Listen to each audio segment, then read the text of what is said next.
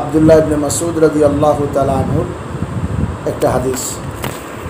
আব্দুল্লাহ ইবনে মাসউদ রাদিয়াল্লাহু তাআলা আনহু থেকে বর্ণিত, তিনি হুজুর সাল্লাল্লাহু আলাইহি ওয়াসাল্লামকে জিজ্ঞাসা করলেন, হুজুর, আল্লাহ তাআলার নিকট সবচেয়ে প্রিয় আমল কোনটি?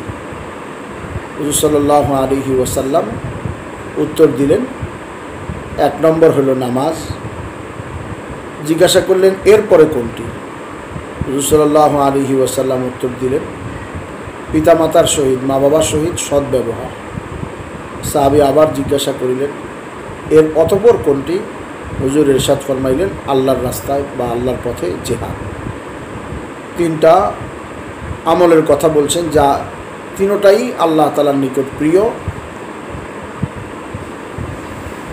সর্বশ্রেষ্ঠ বা সর্বপ্রিয় আমল হওয়া বিভিন্ন সময় হাদিসের মধ্যে খুঁজলে আরও পাওয়া যাবে, যে বিভিন্ন সময় হুজুর সাল্লাল্লাহু আলাইহি ওয়াসাল্লাম সাহাবাদেরকে, অন্যান্য আমলও এমন আছে যেগুলির মধ্যে যে আমলগুলি আল্লাহর নিকট প্রিয় হওয়ার কথা অথবা শ্রেষ্ঠ হওয়ার কথা বলছে।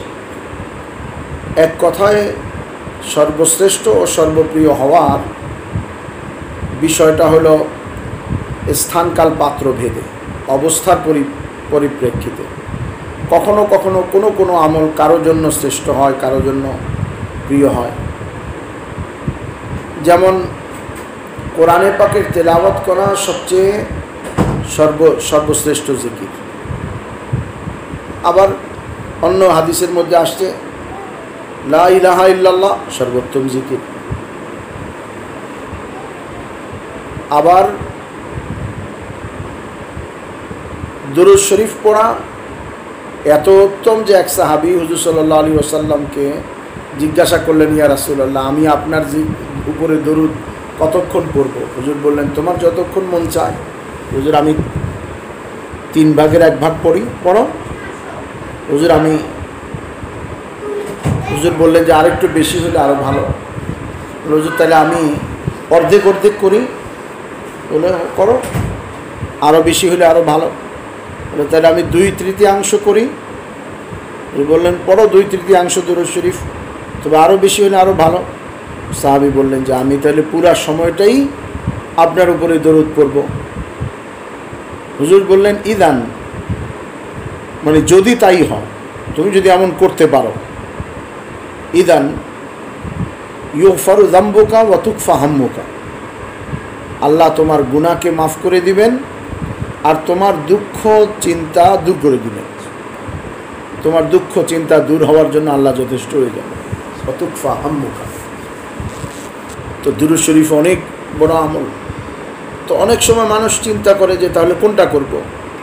এই যা পড়া হলের ভিতরে আলোচনার মধ্যেই আসছে, অবস্থার উপরেই বিভিন্ন সময় বিভিন্ন আমল উত্তম হইয়া থাকে।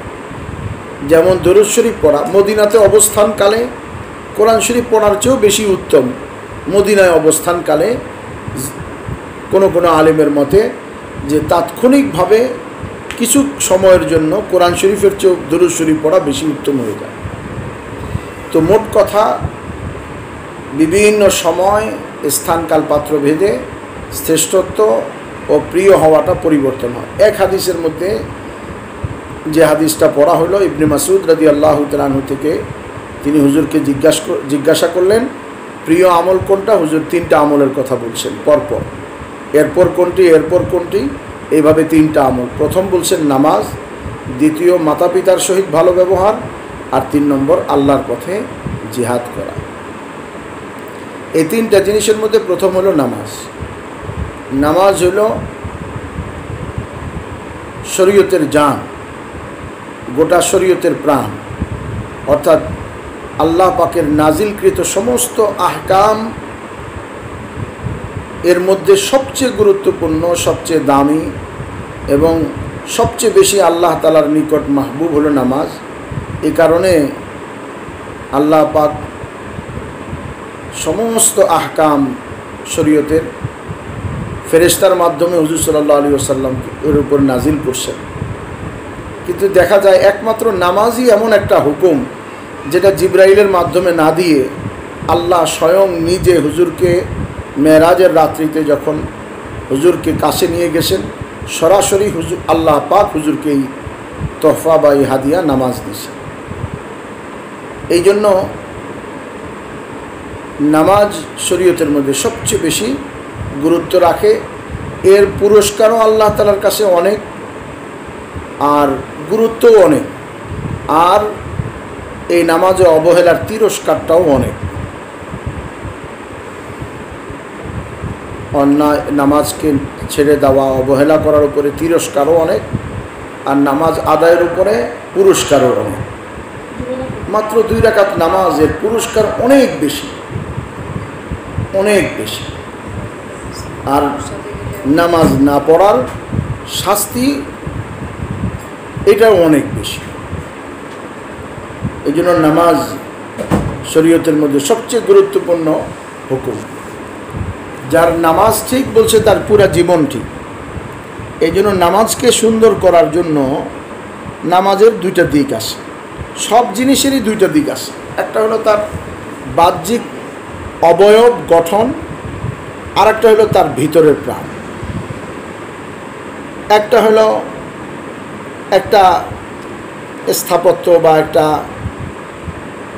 ইমারত, নির্মাণ, বিল্ডিং, এটা হলো একটা হলো তার বাহ্যিক রূপ, রং, তার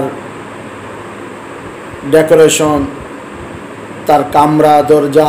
আর একটা হলো তার ফাউন্ডেশন। একটা ঘড়ি, একটা হলো তার ডায়াল কাটা, আর একটা হলো ভিতরের মেশিন। একটা গাড়ি, তার একটা হলো চ্যাসিস বা বডি, আর একটা হলো তার ভিতরের ইঞ্জিন। সব জিনিসের মধ্যেই 2টা দিক থাকে, 2টাই গুরুত্ব, তবে ভিতরটা বেশি গুরুত্ব। বাহিরটা ঘড়ির বেল্ট ছিঁড়া, কাঁচ ভাঙা, যদি ভিতরের মেশিন ঠিক থাকে সময় মাকসাদ পুরা হবে, সময় ঠিক মতো বলে দিবে। এরকমভাবে একটা বিল্ডিংয়ের দরজা ভাঙা, রং ভালো না, আস্তর করা নাই, কিন্তু ফাউন্ডেশন মজবুত, স্থাপত্যটা দাঁড়ায় থাকবে। একটা বিল্ডিং সুন্দর কিন্তু ফাউন্ডেশন নাই, সেটা পড়ে যায়। একটা গাড়ির বডি সুন্দর, গাড়ির ইঞ্জিন সুন্দর, খুব ভালো, কিন্তু যদি এরকম হয় বডির দরজা ভাঙা, গ্লাস ফাটা, কিন্তু ইঞ্জিন ভালো, তো মঞ্জিলে মাকসুদ অর্থাৎ লক্ষ্যবস্তু, তার গন্তব্যস্থলে সে পৌঁছে যেতে পারবে। কিন্তু বডি খুব সুন্দর, ইঞ্জিন নষ্ট, যেতে পারবে না। তো 2টাই দামি, কিন্তু বাহিরেরটার চেয়ে ভিতরেরটা বেশি দামি। ঠিক তেমনিভাবে নামাজের 2টা দিক, একটা হলো নামাজের চ্যাসিস বা বডি, আর একটা হলো নামাজের ইঞ্জিন বা নামাজের রূপ। নামাজের বডি হলো নামাজে দাঁড়ানো, রুকু করা, সেজদা করা, এইটারও অনেক দাম। যেমন একজন গাড়ি কিনতে গেছে, সব ঠিক আছে, শুধু দেখছে যে দরজার মধ্যে একটু টেপ খাওয়া, এক জায়গায় একটু বাঁকা হয়ে গেছে, শরীর স্টিলটা, বডিটা টেপ খাওয়া, কোনো পার্থক্য হয়নি, সব ঠিক আছে। তবুও কি বলে যে না, এটা পরিবর্তন করে দেন, অথবা এইটার কারণে দাম কমান। দেখা গেছে যে সামান্য ট্যাপ খাওয়ার কারণে 10,000 টাকা পর্যন্ত এই গাড়িটার দাম কমে গেছে। একটু বাঁকা থাকার কারণে, গ্লাস ভাঙা থাকার কারণে 50,000 থেকে লক্ষ টাকা গাড়ির দাম কমে গেছে। একটা বাসা একটু রং করা নাই, তাতে ভাড়া একরকম, রং করলে আর এক রকম, সে ফাউন্ডেশনের বিচার ওইখানে নাই। তো বডিরও দাম আছে, আবার ভিতরের রুহের দাম তো অনেক বেশি, যেটা ছাড়া চলবেই না। তো ঠিক তেমনিভাবে নামাজেরও শরীরের দাম আছে, রুকুর দাম, সেজদার দাম। একটা সেজদার দাম কত? আল্লাহু আকবার, সাজদাতুন, একটা সেজদা খৈরুম মিম্মা তলাআত আলাইহি শামস। যত জিনিসের উপরে সূর্য উদিত হয় তার চেয়ে একটা সেজদার দাম বেশি। এখন সূর্যের আলো কত জিনিসের উপরে পড়ে? বিল্ডিংয়ের উপরে পড়ে, ফসলের উপরে পড়ে, শহরের উপরে পড়ে, ইউরোপ আমেরিকার উপরেও সূর্যের আলো পড়ে, চীন জাপানের উপরেও সূর্যের আলো পড়ে। সব জিনিসের উপরে সূর্যের আলো পড়ে।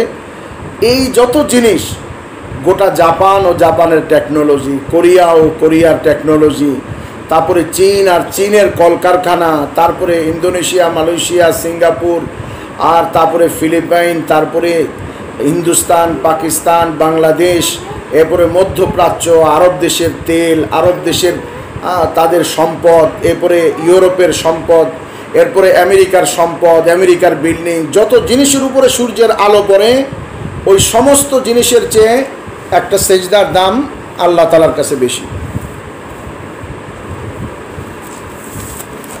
অন্য জায়গায় আসছে আসাজিদু ইয়াসজুদু বাইনা কদমাইর রহমান, যে সেজদা করে সে যেন আল্লাহ পাকের কুদরতি পায়ের দুই পায়ের মাঝখানে সেজদা করে। অন্য জায়গায় আসছে একটা সেজদা দুনিয়া এবং দুনিয়ার মধ্যে যা কিছু আছে তার চেয়ে উত্তম। একটা সেজদা দুনিয়া এবং দুনিয়ার মধ্যে যা কিছু আছে তার চেয়ে উত্তম। তাহলে একটা বডির অনেক দাম আসে, মানে সেজদাটা। এখন এই সেজদার নামাজের বাহ্যিক বডি হলো দাঁড়াবে কিভাবে, তার আগে ওযু কিভাবে করবে, পাক পাকিজা কিভাবে হাসিল করবে, নামাজের নিয়ত বাঁধার সময় হাত কোথায় উঠবে, পুরুষের হাত কোথায় উঠবে, মেয়েদের হাত কোথায় উঠবে, আঙ্গুলগুলির মাথা কীরকম থাকবে, ফাঁকা থাকবে না মিলানো থাকবে, আর তখন সেই এরকমভাবে মাথা কীরকম থাকবে, গর্দান কীরকম থাকবে, রুকুর সময় একটা পুরুষের হাত কোথায় থাকবে, চোখ কোথায় থাকবে, মাথা আর কোমর কেমন হবে, একটা মহিলার রুকু কেমন হবে, এই সবগুলিকে সুন্দর করা, এটা হলো নামাজের শরীর সুন্দর করা। এটা হলো অনেক দাম, অনেক দাম। একটা সুন্নতের, একজন বুজুর্গ নামাজ পড়তেছে তো নামাজের ধ্যানের জন্য সে চোখ বন্ধ করে নামাজ পড়ে। হযরত মাওলানা আশরাফ আলী থানভী রহমাতুল্লাহ আলাইহির কাছে আয়েশা বলছে, আমি স্বপ্নে দেখছি যে একটা সুন্দর নববধূ, সাজানো গুছানো সব সুন্দর, কিন্তু তার চোখ দুটো অন্ধ, আর সব ঠিক আছে। সম্ভবত হযরত থানভীর ঘটনা। উনি বলছেন যে অনেক চিন্তা ভাবনা করে যখন জানতে পারছেন এই কথা যে নামাজে চোখ বন্ধ রাখে, তো বলছে ওই নববধূটা হইল, নতুন বধূটা হইল তোমার নামাজ, চোখটা অন্ধ হওয়ার অর্থ হইল ওই চোখটা তোমার সুন্নত তরিকায় হয়। এই জন্য বলছে সুন্নত তরিকায় যে কাজটা মানুষ করে এটা যেন নাকি সে অলঙ্কৃত করলো, সুন্দর করলো। একটা নতুন বউ যেমন তার আঙ্গুলে আংটি পরানো হয়, আঙ্গুলটাও যাতে সুন্দর হয়, হাতে মেহেদি পরানো হয়, হাতটাও সুন্দর হয়, চুড়ি পরানো হয়, পায়ে আলতা দেওয়া হয়, পাওটাও যাতে সুন্দর লাগে, মাথায় চুলের মধ্যে খোপা বাঁধা হয়, চুলটাও যাতে সুন্দর লাগে। তো প্রত্যেকটা অঙ্গকে যেমন সজ্জিত করা হয়, ঠিক তেমনিভাবে সুন্নতের আমল দ্বারা মানুষের জীবনের কাজকর্মগুলি আল্লাহ ও তার রসুলের কাছে অলঙ্কৃত হয় সুন্নতের উপরে আমল করার দ্বারা। তো এই জন্য একটা হলো নামাজের বাহ্যিক রূপ, দাঁড়ানোটা কেমন হবে, সেজদা কেমন হবে, সেজদায় দুই হাত কোথায় থাকবে, নাক কোথায় থাকবে, চোখ কোথায় থাকবে। কিন্তু অবশ্যই এটার অনেক দাম, কিন্তু ওজোরের কারণে দাঁড়ায় পড়তে না পারলে বসে পড়বে, বসে না পড়তে পারলে শুয়ে পড়বে, হ্যাঁ সুন্নত ছাড়বে, হাত উঠাইতে বাঁধতে পারে না ছেড়ে দিবে, অনেক কম বেশি হইতে পারে, কিন্তু ইঞ্জিন ভিতরের রুহটা ঠিক থাকতে হবে। নামাজের রুহ হলো খুশু আর খুজু, অর্থাৎ নামাজের রুহ হলো নামাজের ভিতরে শুরু থেকে শেষ পর্যন্ত আল্লাহ এবং আখিরাতের মধ্যে বিভোর থাকা। যেমন দুনিয়াতে মানুষ টিভি দেখার সময় বিভোর হয়ে যায়, ঘরে কত কিছু ছিল, কত কাজ কাম ছিল, টিভি দেখতে গিয়ে, সিনেমা দেখতে গিয়ে সে এত বিভোর হয়েছে, ভুলে গেছে চুলায় কি ছিল, ভুলে গেছে রান্নার কি দরকার ছিল, ভুলে গেছে ওষুধ খাওয়ার দরকার ছিল। এই বিভোর হওয়ার দ্বারা যেমন ভুলে যায়, তো নামাজের শুরু থেকে শেষ পর্যন্ত অন্তরটাকে আল্লাহর সাথে, আখিরাতের সাথে, জান্নাতের সাথে, এক কথায় আখিরাতের সকল বিষয়াদির সাথে সংশ্লিষ্ট করা, এইটা হলো মানুষের নামাজের রূহ। সাহাবাদের যেমন বাহ্যিক শরীরও সুন্দর ছিল, নামাজের রূহও এত সুন্দর ছিল যে আরব যুবক, নতুন যুবক তার সফর থেকে ফিরে তার স্ত্রী তাকে বলছে সময় দিবে, কথা বলবে, বলছে 2 রাকাত নামাজ পড়ি, নিয়ত বাঁধার পরে ফজর হয়ে গেছে। স্ত্রী যখন জিজ্ঞাসা করছে যে আমাকে সময় দেওয়ার কথা, তাহলে আমার হক কি নষ্ট হইল না? বলতে তিনি বললেন যে তোমার হক তখন নষ্ট হইতো যদি আমি ইচ্ছা করে করতাম। আমি নামাজে নিয়ত বাঁধার পরে আমি ভুলে গেছি যে আমি কোথায় আসি। আমি সারা রাত জান্নাতের বিভিন্ন অবস্থা ও দৃশ্য চিন্তা করতে করতে, দেখতে দেখতে কাটাই দিছি।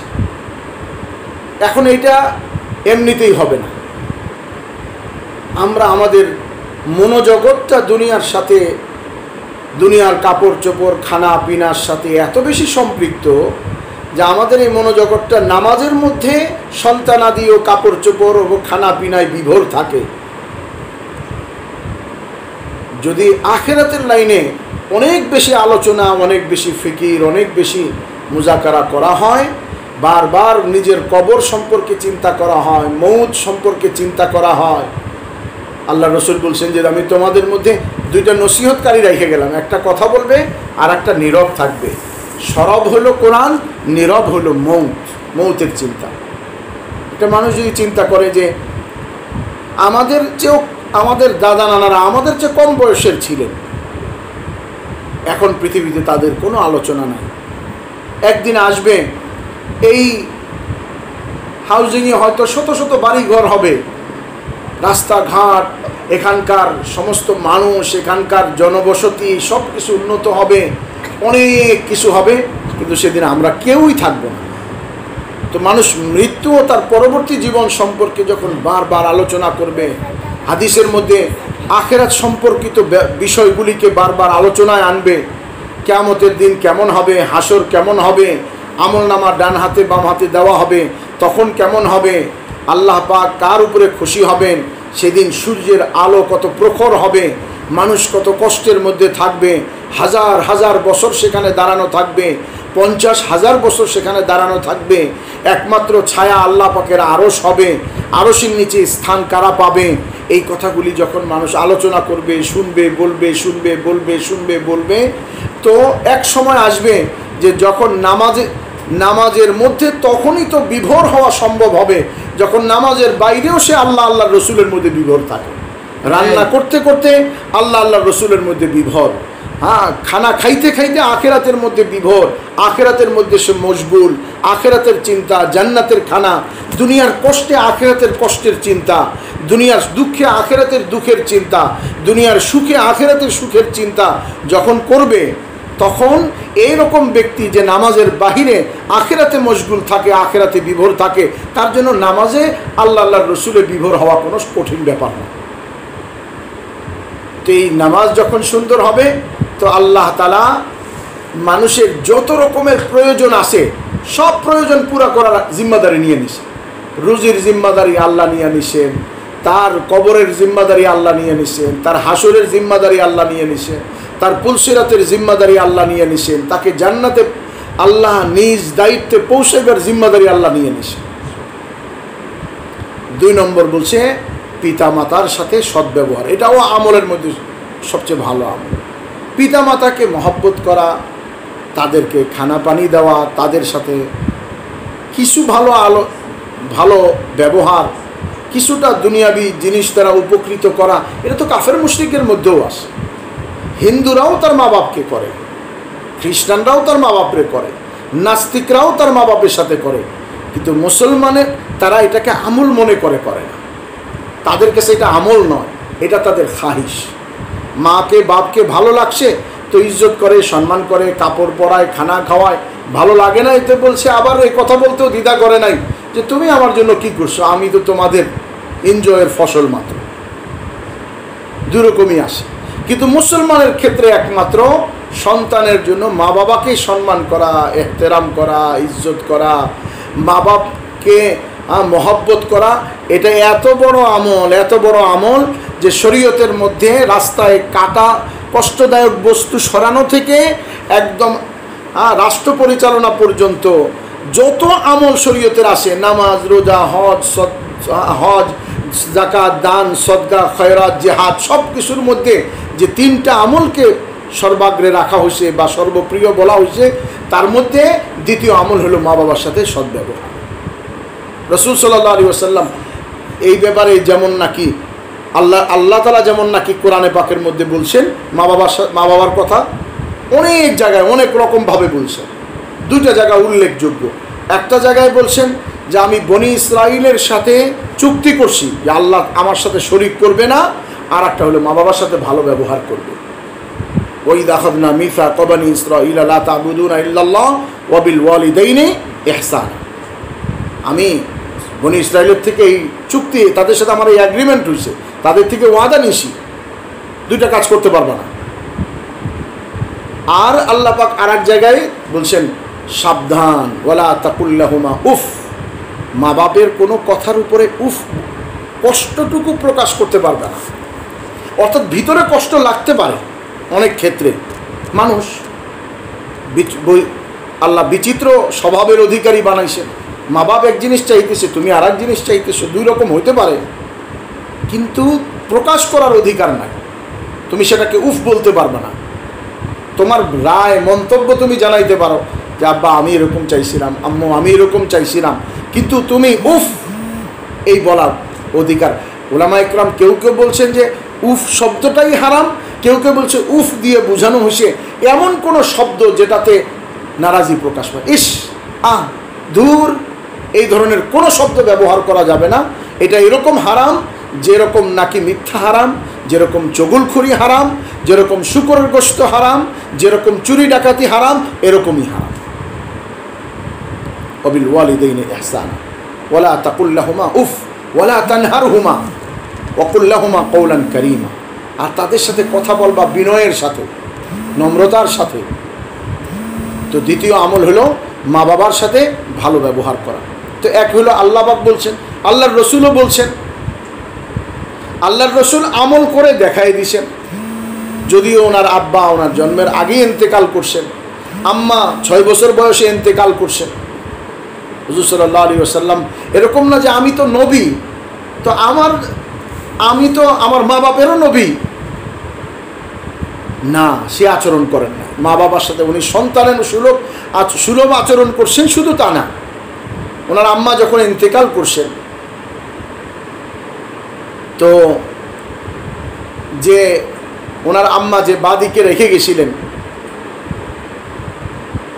বারাকা বা যার নাম উম্মে আইমান বলে যে আমি তো মোহাম্মদকে নিয়ে যাইতেছি, তো প্রতিমধ্যে সফরে ইন্তেকাল হয়েছে, হঠাৎ দেখি নাই মোহাম্মদ। আরে তালাশ করতে করতে এই পাহাড়ের উপরে গিয়ে কবরে দেখতেছি যে মোহাম্মদ তার মায়ের কবরের উপরে উবুর হয়ে পড়ে কাঁদতেছে। অনেক বুঝাই শোনায় নিয়ে আসছে। এক হাদিসে হুজুর সাল্লাল্লাহু আলাইহি ওয়াসাল্লাম বলছেন, ইস, আমার মা যদি জীবিত থাকতেন আর আমি নামাজরত অবস্থায় থাকতাম আর আম্মা আমাকে ডাকতেন, মোহাম্মদ, আমি নামাজ ছেড়ে দিয়ে উত্তর দিতাম, আম্মা আমি হাজির আছি। হুজুর আমল করেও দেখাইছেন এবং সাহাবাদেরকে এই ব্যাপারে সতর্ক করছেন, আবার সাহাবারাও আমল করে দেখাইছেন। একমাত্র ইসলামই যেহেতু এটাকে আমল বলছে, আর এটার এইটার উপরে বেনিফিট বা এটার উপরে প্রতিদান আখিরাতে দেওয়ার কথা ইসলামই বলছে, আর এটার সাথে অসৎ ব্যবহারের তিরস্কার ইসলামই বলছে। এই জন্য ইসলামের মুসলমানরাই সবচেয়ে পৃথিবীতে এই আমলটা সবচেয়ে উত্তমভাবে করে দেখাইছে। মুসলমানের মতো মা বাবার সাথে সদ্ব্যবহার কোনো জাতি করে দেখাইতে পারে না। আবার মুসলমানদের মধ্যে যে যত বেশি ইমানদার, যে যত বেশি খোদাভীরু, যে যত বেশি আখিরাতে বিশ্বাসী, সে তত বেশি মা বাপকে ইজ্জত, সম্মান, এহতেরাম, আদব করে দেখাইছে। আর সাহাবাদের মধ্যে অনেক ঘটনা আছে। আবু হুরায়রা রাদিয়াল্লাহু তাআলা আনহু কত বড় মুহাদ্দিস, সাহাবাদের মধ্যে সবচেয়ে বড় মুহাদ্দিস, শ্রেষ্ঠ মুহাদ্দিস। সবচেয়ে বেশি হাদিস বর্ণনাকারী, আল্লাহু আকবার। অথচ উনি মাত্র 3 বছর হুজুরকে পাইছেন, 7ম হিজরিতে ইসলাম কবুল করছেন। হুজুরের নবুয়তি জীবন 23 বছরের, 20 বছর উনি দেখেনি নাই, আবু হুরায়রা দেখেনি নাই, অথচ হাদিস সবচেয়ে বেশি বর্ণনা করছেন হযরত আবু হুরায়রা। আবু হুরায়রার নাম ছিল, এটা তো ওনার উপাধি, ওনার নাম ছিল আব্দুর রহমান, আর ইসলাম পূর্বে ওনার নাম ছিল আব্দে শামস, সূর্যের বান্দা। তো ওনার আম্মা একদিন ওনাকে ডাক দিছে, ইয়া আবা হুরায়রা, এই আবু হুরায়রা। তো বারবার ডাকার কারণে আবু হুরায়রা রাদিয়াল্লাহু তাআলা আনহু তার অজান্তেই বিরক্তি ভাব চলে আসছে, আর উনি বলে ফেলছেন লাব্বাইকি, মানে কি বলো, আমরা যেটাকে বলি, বিরক্তির সাথে বলছেন। বলেই উনি চিন্তা করছেন যে ইন্না লিল্লাহি ওয়া ইন্না ইলাইহি রাজিউন, আমি তো এটা অন্যায় করছি। তো 1 নম্বর হলো মায়ের কথা শুনছেন, 2 নম্বর বাজারে গেছেন, একটা গোলাম খরিদ করছেন এবং সেটাকে আজাদ করছেন, আর 3 নম্বর আবার আল্লাহ তাআলার কাছে ক্ষমাও চাইছেন, যে এতটুকু শুধু মৌখিকভাবে জোরে উত্তর দেওয়ার কারণে। হাদিসের মধ্যে, বুখারী শরীফের মধ্যে বনি ইসরাইলের একটা ঘটনা আসে। 3 জন ব্যক্তি একটা গুহার মধ্যে আটকা পড়ে গেছে, একটা গুহার মধ্যে গেছে, তুফানের মধ্যে আশ্রয় নিছে, আর একটা বড় পাথর গড়ায় এসে ওই মুখে এমনভাবে লাগছে যে এই 3 জন কেন, 3000 লোক এই পাথর সময় সরাইবার কোনো ক্ষমতা রাখে না। এখন এই 3 জন এখানে মৌত হয়ে যাবে, বাঁচবার কোনো উপায় নাই। তখন 3 জন বলছে, জীবনে কোনো ভালো আমল করে থাকলে সেগুলিকে স্মরণ করে আল্লাহর সাহায্য চাও।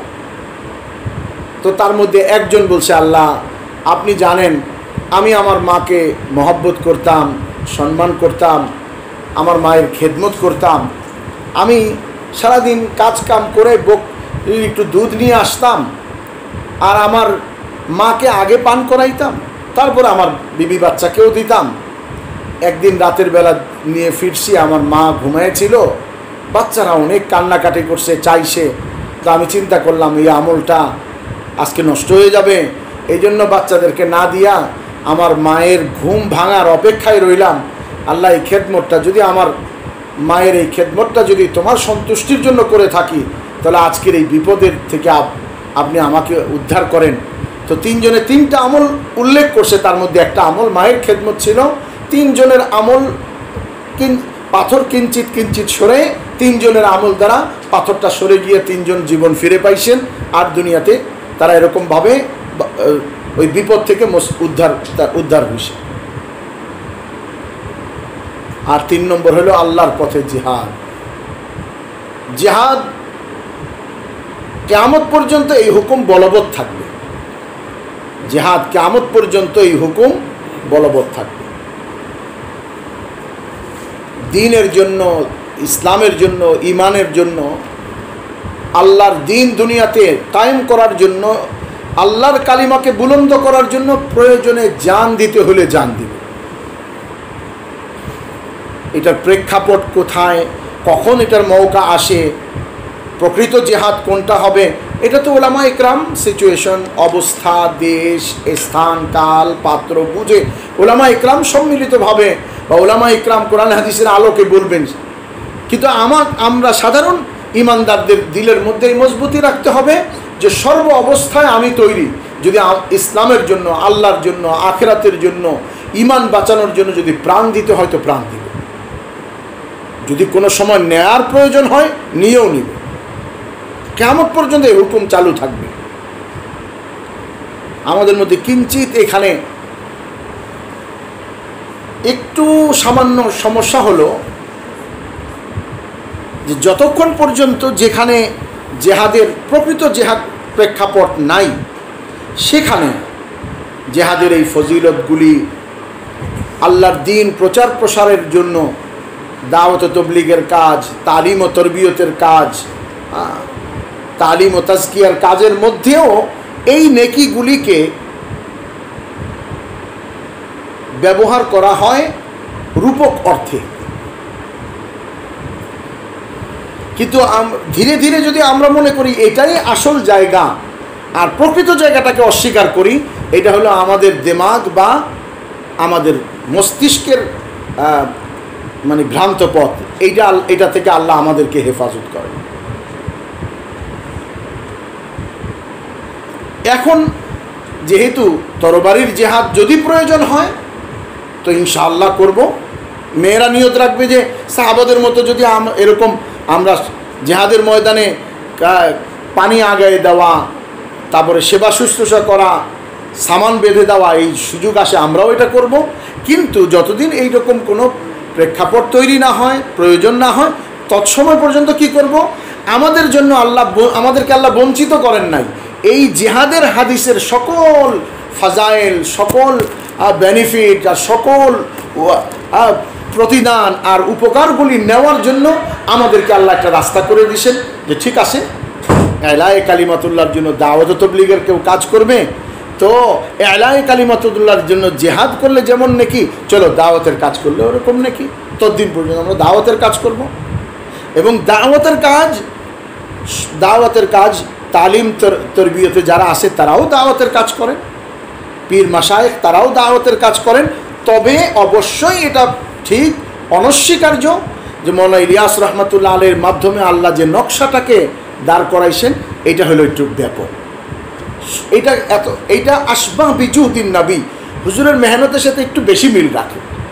যদিও শুধু এটা করলেই ইসলাম টিকে থাকা যাবে না, তালিম তরবিয়তের রাস্তা যদি না থাকে আর এই প্রচার প্রসার দাওয়াত ও তাবলীগের এই নকশাটা থাকে, তাহলে কি হবে যে দুনিয়াতে এখন তো ভালো হবে, কিন্তু 50 বছর পরে যখন হক্কানি আলেম দুনিয়াতে থাকবে না, তখন প্রচার প্রসার কি হবে? মন্দ জিনিসের হবে, গলত জিনিসের হবে, ভ্রান্ত জিনিসের হবে, মন গড়া জিনিসের হবে, মিথ্যা জিনিসের হবে। এই জন্য তালিম তরবিয়তে এখনই লাগবে, এখনই দরকার। কিন্তু এই দৃষ্টিভঙ্গির পরিবর্তনে তালিম ও তরবিয়তের কাজটা সীমিত পরিসরে হয়, দাওয়াত ও তাবলীগের কাজটা অসীম এবং সারা দুনিয়াব্যাপী হইতেছে। আর একভাবে তালিম ও তরবিয়তের কাজটা নির্দিষ্ট লোকের যারা কোরবানি দিতে পারতেছে, ওইটার জন্য তারা তৈরি হইছে, জীবন উৎসর্গ করছে, তারা করতে পারতেছে। আর দাওয়াত তাবলীগের কাজটা সর্বস্তরের লোক করতে পারতেছে। এই জন্য 3 নম্বর ইবনে মাসউদ রাদিয়াল্লাহু তাআলা আনহু বলছেন আল্লাহর নিকট প্রিয় আমল হলো আল্লাহর পথে জিহাদ।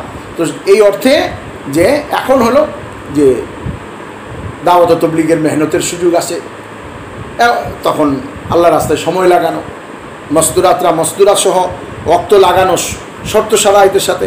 আবার যেমন একটা পরিস্থিতি এখন আসছে, এরকম পরিস্থিতিও হইতে পারে যে এক সময় আল্লাহ মানে সদবার খোদা না খাস্তা আল্লাহ পাক 100 বার আল্লাহর কাছে চাই যে এরকম কখনো না হোক। হইতে পারে এই নকশাটা রূপান্তরিত হয়ে গেছে, বন্ধ হয়ে গেছে, এই নকশাটাই দুনিয়াতে নাই, আর এক নকশা কায়েম হয়েছে। কিন্তু দাওয়াতের কাজ তখনও করতে হবে। যেমন এখন এই নকশাটা কিছুটা চেঞ্জ হয়েছে, এই মহামারীর কারণে এখন ব্যাপকভাবে আগের মতো করা যাচ্ছে না। কাজ বন্ধ বলছেন, না কাজ বন্ধ না। কীভাবে তাহলে কাজ করব? বলে কাজ ওই জজবা নিয়েই আমরা ইনফেরাদিভাবে ফোনে দেখা হলে, নিজেরা ঘরোয়াভাবে বন্ধুবান্ধবের মধ্যে, আত্মীয় স্বজনের মধ্যে, মানুষ জরুরতের কারণে, যেমন লকডাউনের কারণে কেউ ঘরে বসে রয় নাই, সুযোগ তালাশ করে যে কোনোভাবে নিয়ে একটু বাইরে যাওয়া যায়, কাজ করা যায়, এটা মানুষের চাহিদা। তো এরকম চাহিদা হওয়া দরকার যে কিছু একটা সুযোগ হোক, আমরা কিছু একটা আমল চালু হোক, কোনো একটা আমল করি, কিচ্ছু পারতেছি না, তো ঘরের ভিতরে আমরা আমল, তালিম তরবিয়তের আমল, আখিরাতের আলোচনার আমল, তসবিহাতের আমল, কোরআন তেলাওয়াতের আমল। আল্লাহ তাআলা আমাদেরকে এই 3টা প্রিয় আমল সকলকে করার তৌফিক দান করেন। আখির দাওয়ানা আলহামদুলিল্লাহি রাব্বিল আলামিন। اللهم صل على محمد النبي الأمي وعلى آله وسلم تسليما لك الحمد كله ولك الشكر كله بيدك الخير كله إنك على كل شيء قدير اللهم وفقنا لما تحب وترضى من القول والفعل والعمل والنية يا حي يا قيوم برحمتك نستغيث يا حي يا قيوم برحمتك نستغيث يا حي يا قيوم برحمتك نستغيث اے اللہ আপনি আমাদেরকে maaf করে দেন اے اللہ আমাদের জিন্দেগিকে পাক করে দেন গুনাহগুলিকে maaf করে দেন পাকিজা জিন্দেগি নসিব ফরমান ए अल्लाह सफ़ाई मामलात, पाकीज़ा मुआशरात, बुलंदी अखलाक नसीब फरमान। ए अल्लाह पक्का सच्चा ईमान, पक्का ईमान सच्चा इबादत, अरे अल्लाह पक्का ईमान सच्चा इबादत आमादेरके नसीब फरमान। ए अल्लाह अपनी आपनार जातेर दिके दावत देवार तौफिक दें। ए अल्लाह আমাদের দুনিয়ার জিন্দেগিটাকে আখিরাত তৈরি করার জন্য ব্যবহার করার তৌফিক দান করেন। আয় আল্লাহ আমাদের গুনাহ খাতাকে মাফ করে দেন। আয় আল্লাহ আমাদের দিলকে আখিরাতের কথার দ্বারা এরকম সতেজ করেন যেরকম বৃষ্টির পানির দ্বারা জমিন সতেজ হয়, সবুজ শ্যামল হয়। আয় আল্লাহ আমাদের দিলের ভিতরে আখিরাতের জজবা, জান্নাতের শৌক, জাহান্নামের খৌফ, আয় আল্লাহ আপনার জাতের মোহাব্বত, আপনার জাতের ইজ্জত, আপনার জাতের কিবরিয়ায়ের আজমতের তাসুর আমাদের দিলের ভিতরে পয়দা ফরমান। আপনার হাবিবের মোহাব্বত নসিব ফরমান। আয় আল্লাহ মহামারী থেকে সারা দুনিয়ার মানুষকে, খাস করে মুসলমানদেরকে, আরও খাস করে আমাদের দেশের মানুষকে আয় আল্লাহ আমাদেরকে হেফাজত নসিব করেন। আয় আল্লাহ এই মহামারীকে দূর করে দেন। আমাদের যে বদ আমলের কারণে এই মহামারী আসছে, আমাদেরকে ওই বদ আমল বন্ধ করার তৌফিক দেন। আয় আল্লাহ সারা দুনিয়াতে আমন আমান, আফিয়ত ও সেহাত নসিব ফরমান। আমাদের মা বাপ যারা কবরে চলে গেছেন, আমরা আজকে দুনিয়াতে ভালো খাবার, ভালো পোশাক, আরামের বিছানার কারণে তাদেরকে ভুলে গেছি। আল্লাহ আপনি তো ভুলেন নাই, আপনি তো তাদেরকে জানেন। আল্লাহ আপনি তাদেরকে মাফ করে দেন, তাদের কবরকে জান্নাতের বাগিচা বানিয়ে দেন, তাদের আখিরাতকে সুন্দর করে দেন। আল্লাহ আমাদেরকেও জমিনের কোনো এক অংশে, কোনো এক টুকরায় আমাদের কবর রয়ে গেছে, ওই জায়গাটাকে আল্লাহ ফুল বাগান বানায় যাওয়ার তৌফিক দান করেন। ওই ঘরে ঢোকার আগে ওই ঘরের শান্তির ব্যবস্থা কায়েম করার তৌফিক দান করেন। এই আল্লাহ আমাদের ঈমান আমল আখলাকের উন্নতি দান করেন। যারা রোগাক্রান্ত তাদেরকে শিফা দান করেন। আল্লাহ যারা হাসপাতালে বড় পেরেশানিতে আসে, আল্লাহ আপনি তাদেরকে সুস্থ অবস্থায় ঘরে ফিরিয়ে নেন। এই আল্লাহ আপনার রহম করম দ্বারা আমাদের দোয়াকে কবুল ফরমান। ওয়া সাল্লাল্লাহু আলা খায়রি খালকিহি মুহাম্মাদিন ওয়া আলিহি আজমাইন বিরহমাতিকা ইয়া আরহামার রাহিমিন।